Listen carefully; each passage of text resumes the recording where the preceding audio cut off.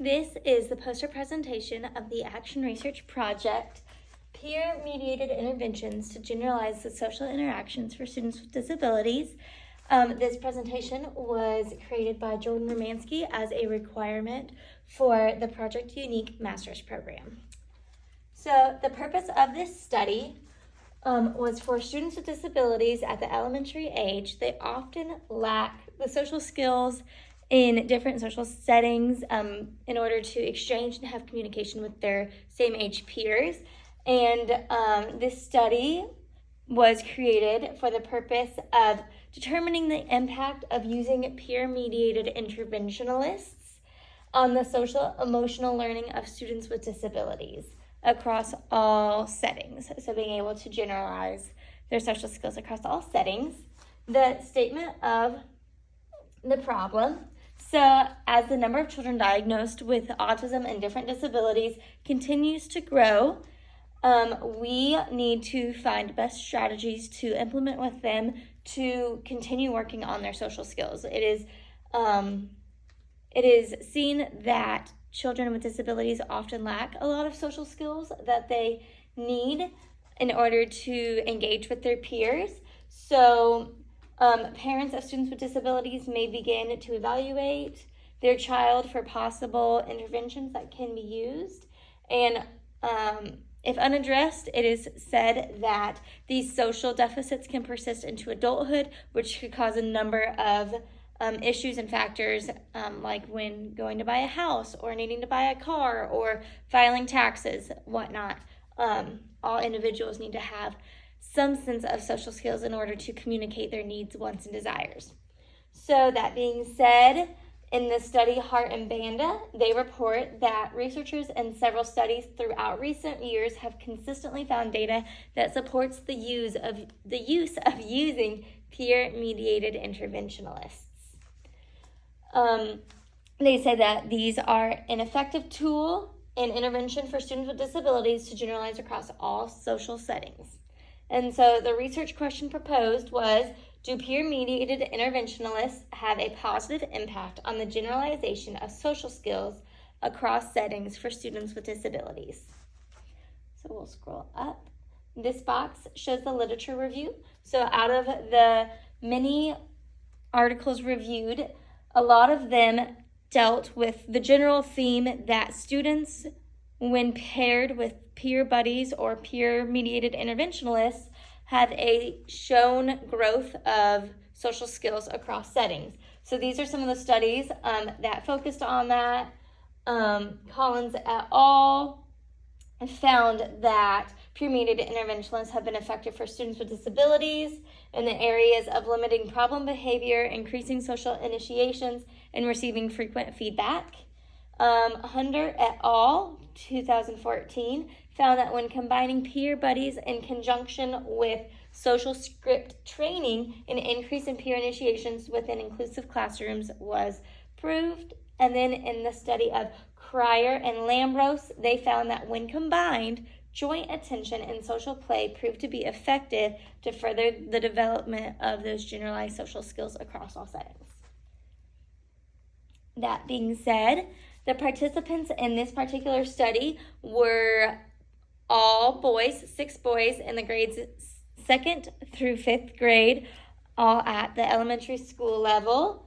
And these students all have a disability eligibility, whether that be autism or intellectual disability or Down syndrome. We have a combination of all of those in the classroom. All of the boys have an IEP, an individualized education plan, with a behavior-specific goal to work on their social skills with peers. So the 3 methods used to triangulate this data were a pre and post observation questionnaire with the teacher. So each student took a pre-questionnaire which had 5 questions, 4 were multiple choice, and the last question was a short answer response. This data collection method was used to analyze the target student's attitude towards their peers, to evaluate the target student's opinion of their peers' attitude towards them, as well as just find a perception of self, see if they believe that they are liked by their peers, figure out if they enjoy spending time with their peers, see if they understand that peers do talk to them or if they talk to their peers. So that was the first data collection point. The second method of data collection was a teacher-created frequency data chart that was used during 8 observations. There was a pre-intervention observation, 6 weeks of intervention that was observed, and then a post-intervention observation data collection as well. So those 8 weeks of data collection proved that throughout the intervention weeks, as they continued, the students were able to engage and initiate in more conversations and play and just engagements throughout social settings such as lunch, recess, and specials. And all of those observations were conducted on the Friday for all 3 of those places, lunch, recess, and specials. So consistency was found with the students on the same day of each week for those 8 weeks. And then the third method of data collection was using peers as the interventionist tool, which is what all of the literature and data support. So the peer interventionalists were given a rubric with 4 different criteria. Peers recorded the social interactions of their target students using this behavioral rubric that gave points based on the number of initiations seen, the length of student engagement, the number of prompts needed, and then the conversation length and meaningfulness of the conversation. And so all of this data is found in these charts and tables and figures. So the first data collection point was the pre and post tests or post questionnaires. So as you can see here, I'll blow it up a little bit. The questions are in this first column, and then the students are in this first row. So the first question was, do you like playing with your friends from other classes at specials, lunch, and recess? The pre-tests answers are the first line, and then the post answers are the second line. So you can see student 1 remained consistent, saying yes to both. Student 2 moved from saying sometimes to saying yes. Student 3 remained consistent with yes. Student 4 changed from no to sometimes. Student 5 remained consistent, and student 6 changed from no to sometimes. So every single one of the 6 target students showed growth, at least in that aspect. They have a heightened enjoyment of playing with their peers and interacting and engaging with their peers, going from remaining consistent, saying yes, or going from no to sometimes or no to yes. Question 2 asked, how often do your friends talk to you at specials, lunch, and recess? So student 1 said every day, and that continued to the post answer. Student 2 stayed consistent with every day for both. Student 3 answered sometimes for the pre-observation and every day for the post-intervention. Student 4 changed from saying never to sometimes.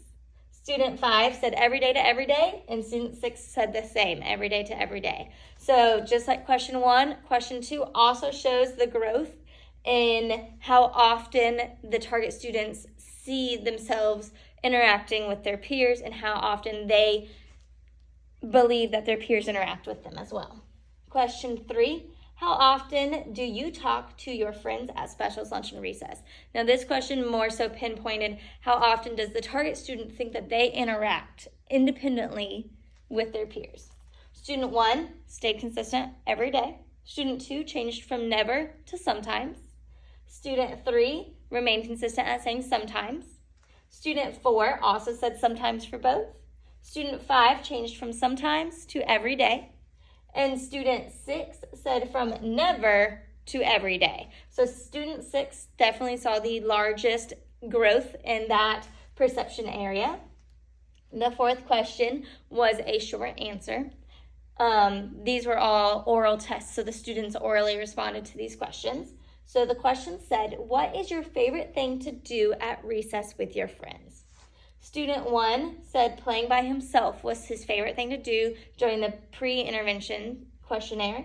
And then after the interventions, he said that his favorite thing to do with his peers at recess was tag. Student 2 said swing and then changed to football. So going from a more isolated activity to a team activity. So that shows growth there. Student 3 remained consistent, saying tag for both. Student 4 changed from tag to football. Both activities involve peers and interacting, exchanging with others. And then student 5 remained consistent, saying football for both answers. And student 6 changed from playing by himself to playing tag. So once again, all 6 students showed growth in that area as well.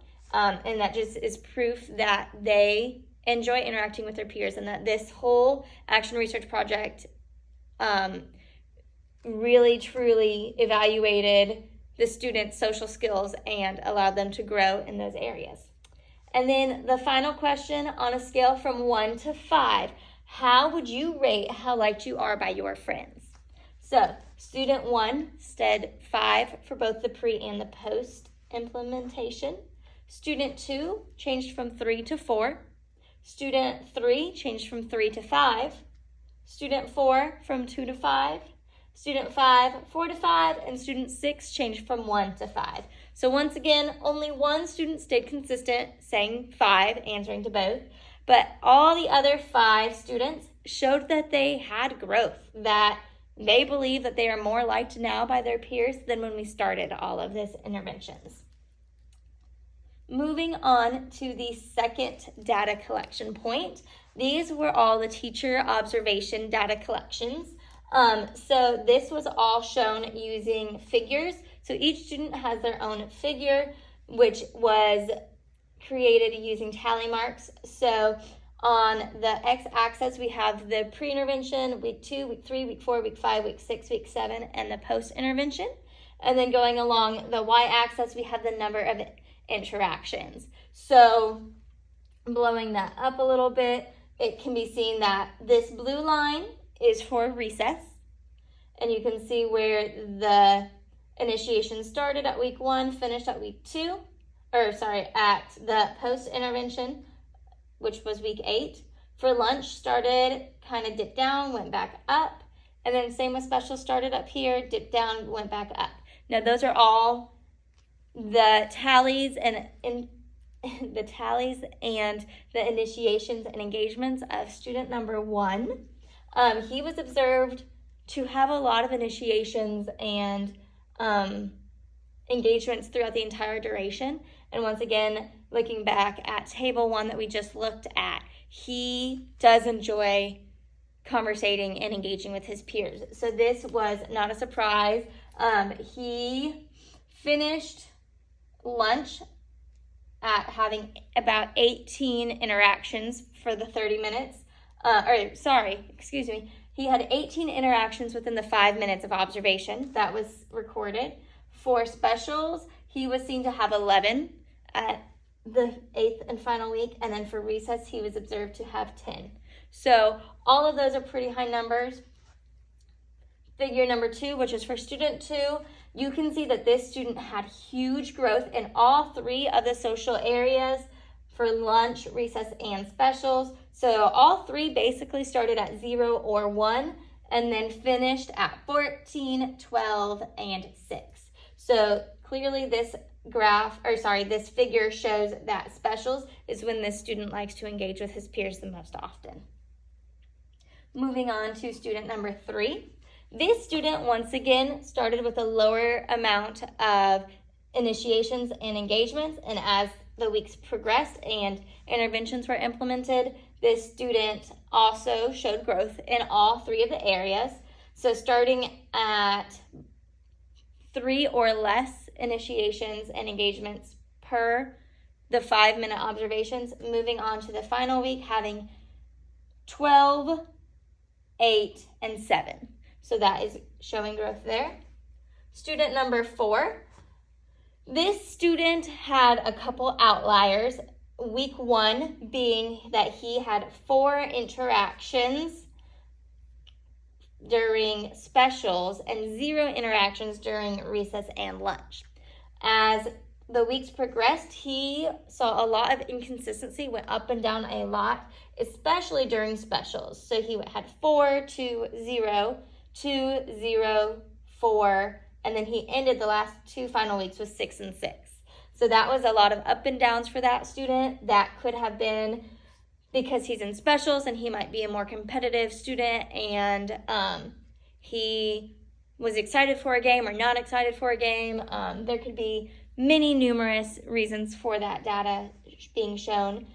He did show huge improvements, however, in both recess and lunch, as those both started at 0 during the pre-intervention week and then ended at 6 and 7 for the post-intervention. Moving on to student 5. This student also had a crazy outlier. The first observation during specials, he was seen to have 27 interactions with his peers in those 5 minutes of observations. He went down in the rest of the observations, but I believe that the 27 was just an outlier. This student's older brother is also in all of these social settings with him, so he has people who he latches onto, and he's a very, very social and outgoing little boy. So his data, that is very clear and easy to see, as evidenced by lunch and recess, which are more consistent without outliers. He did show improvement and growth steadily throughout the 8 weeks. And then moving on to the final child, this student saw the least amount of growth out of all 6 of the students. He was observed to either have 0 to 3 engagements for lunch all the way until week 7 and 8. He was observed to have 4 initiations and interactions. So he never got above 4 during lunch. This student was often seen sitting beside the aide, self-isolating, just eating and not engaging with anyone during lunchtime. So I believe that this student could expand upon these if he was set in a different setting or if he was able to move to a table with his peers, but unfortunately due to behaviors, he does have to remain near an adult. That being said, recess, he saw tremendous growth.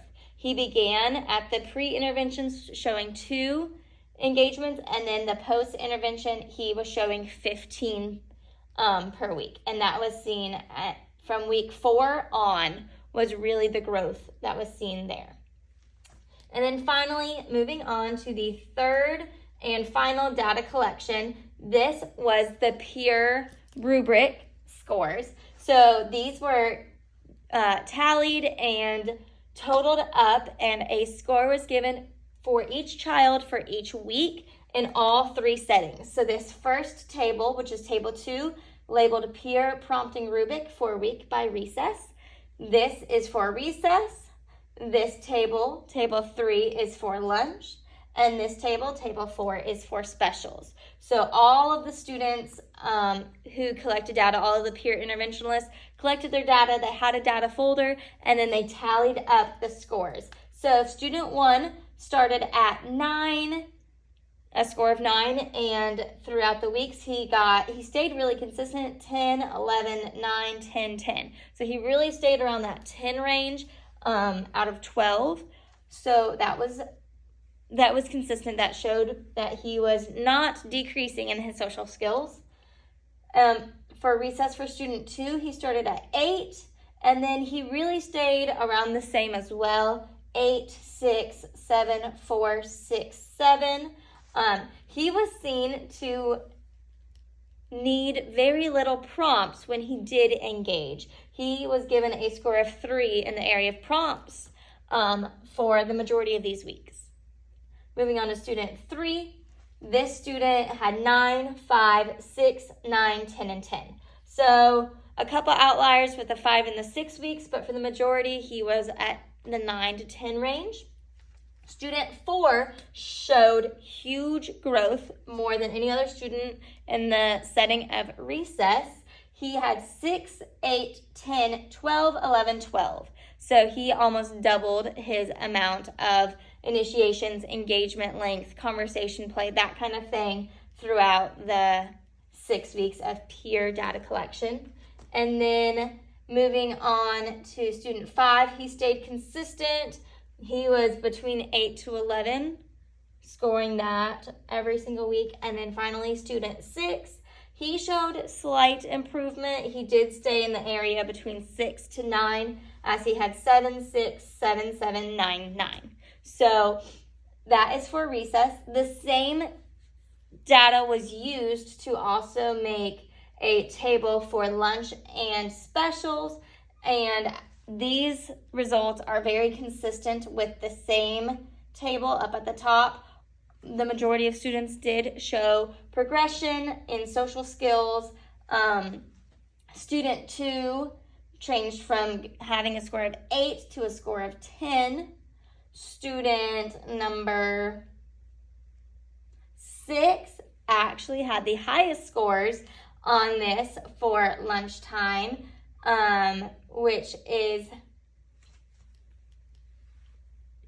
does not support the results found by the teacher observations. So that could just be because the peer collected data or tallied data that was not necessarily an actual engagement or an actual conversation or length of time. Could be a number of things, as there are 5th grade students who did collect this data for me. So this data is not as valid as the 2 previous data sources, as to why we use 3 different sources to triangulate that data.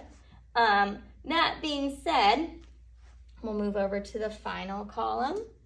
So with all of these data collection points, we saw that after the implementation of peer-mediated interventions, all 6 target students showed growth in their ability to apply and generalize their social skills across all social settings that were observed. Table 1 showed an increase of self-perception and the desire to engage and play with their peers in social settings for all of the students. Figures 1, 2, 3, 4, and 5 and 6 showed the increased observed peer engagements and interactions throughout the 8 weeks of observations, with student 5 showing the most consistent engagements across all settings, and student 6, as mentioned before, showing the least amount of growth across all settings. Tables 2, 3, and 4 show students' engagements with peers according to the scores received on their peer rubrics.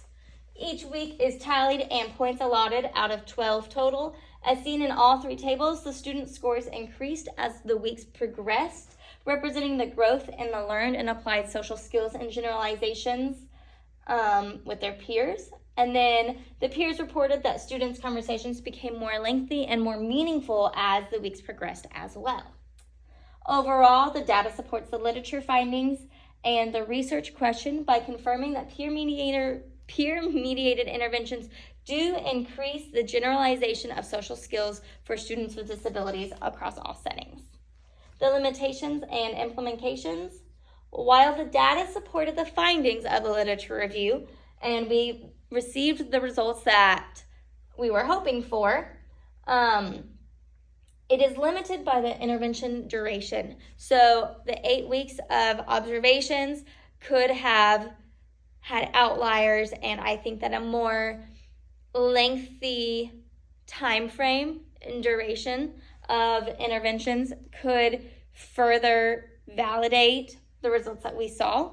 Also, another limitation is the amount of students used the population sample size, as it was just 6 boys all in one class setting. And I believe that if it was used with a larger group of students, that more accurate data can be used and applied to any other students, any other schools. And then the third and final limitation is the fact that there were peer interventionists in 5th grade collecting data. Some of their data might not have been valid or accurate based on their understanding. The research showed that using peer buddies does improve social skills. However, there is not a effective peer training model to teach social skills to the peer interventionalists to then use and direct with their target student. So many students have seen improvements in their social engagements as a result to the peer-mediated interventions, thus proving the effectiveness of implementing it.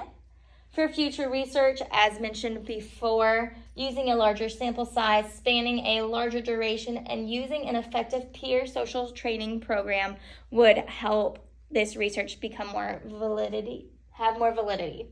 And then the final box is my references as linked over there.